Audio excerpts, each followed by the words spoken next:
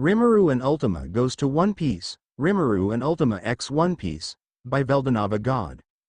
Chapter 37. The fall of Big Mom. Rimuru stood over the fallen form of Big Mom, his eyes cold and calculating. He looked down at her massive figure, now lying still on the battlefield, and his expression remained unreadable. There was no remorse, no hesitation in his movements. "It's time to end this," Rimuru said flatly, his voice hard as steel.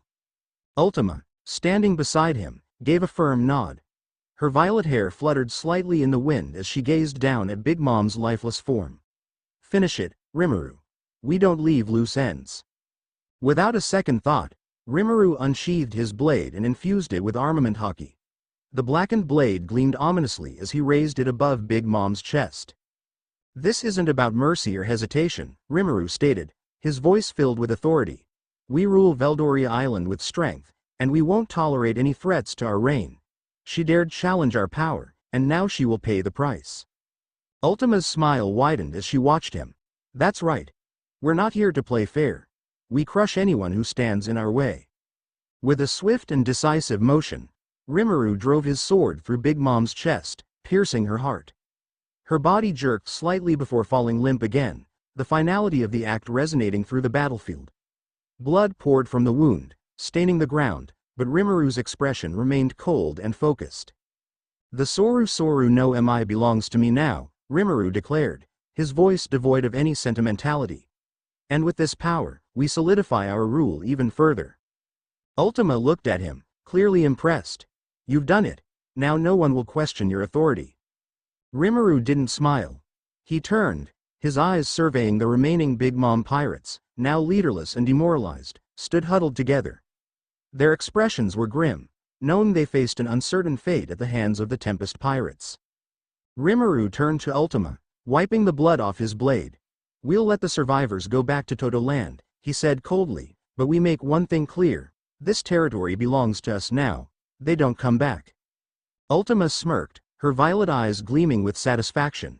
"And if they do return," she said darkly, "we won't be so merciful next time." Rimuru's gaze then shifted to Katakuri, who was being held in chains by Sylphira. The once proud and feared commander of the Big Mom pirates stood tall despite his defeat, his face emotionless, though his eyes betrayed a hint of resignation. He knew the consequences of his loss.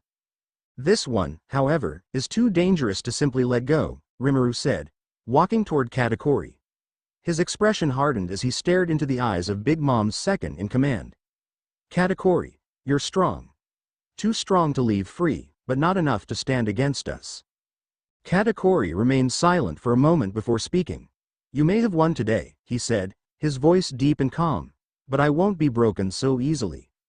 Rimuru's lips curled into a thin smile. "I don't need to break you," he replied. "I'm giving you a choice."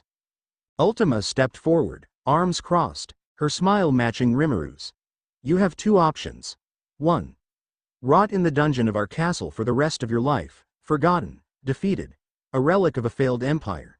She paused for dramatic effect. "Or 2. Join us." Katakuri's eyes narrowed. "Join you?" Rimuru nodded, stepping closer. "You can become part of the Tempest pirates as a sub-general. With your strength and abilities, you'd be invaluable to our cause. We're building something far greater than Big Mom ever could. Or," he let the word hang in the air for a moment, "you can stay in the dungeons and watch as the world moves on without you." Sylphira tightened her grip on Katakuri's chains, her eyes gleaming with disdain. "It's more mercy than you deserve, Katakuri," she muttered, clearly unsympathetic. Katakuri clenched his jaw, visibly torn.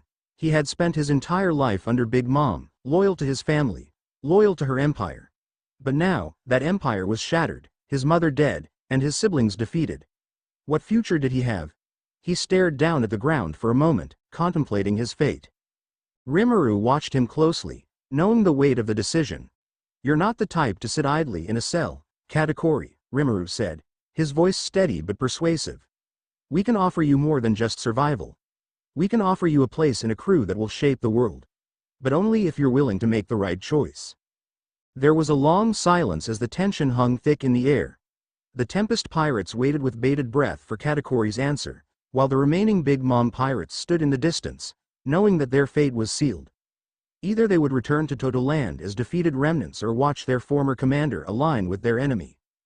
Finally, Katakuri lifted his head, his eyes locking with Rimuru's.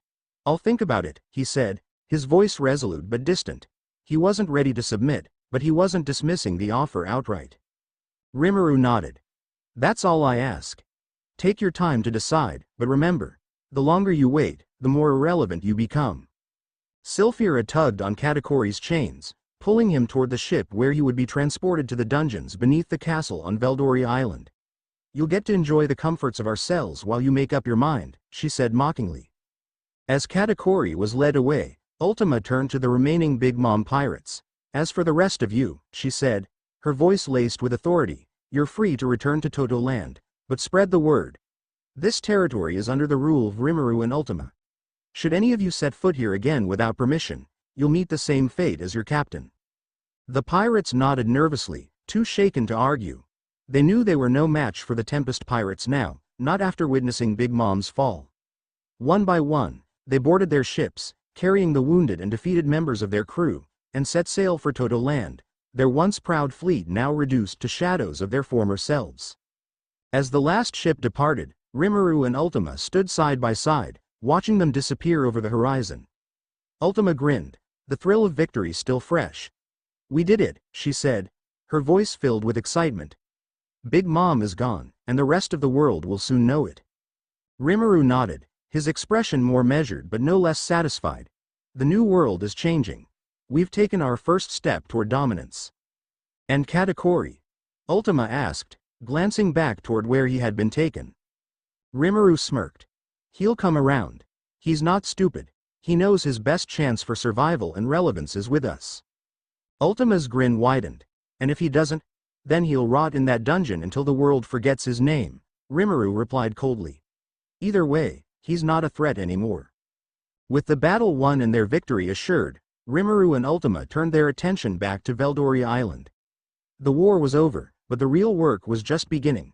With Big Mom's territories now under their control, they were poised to become even stronger, their influence spreading across the new world like wildfire.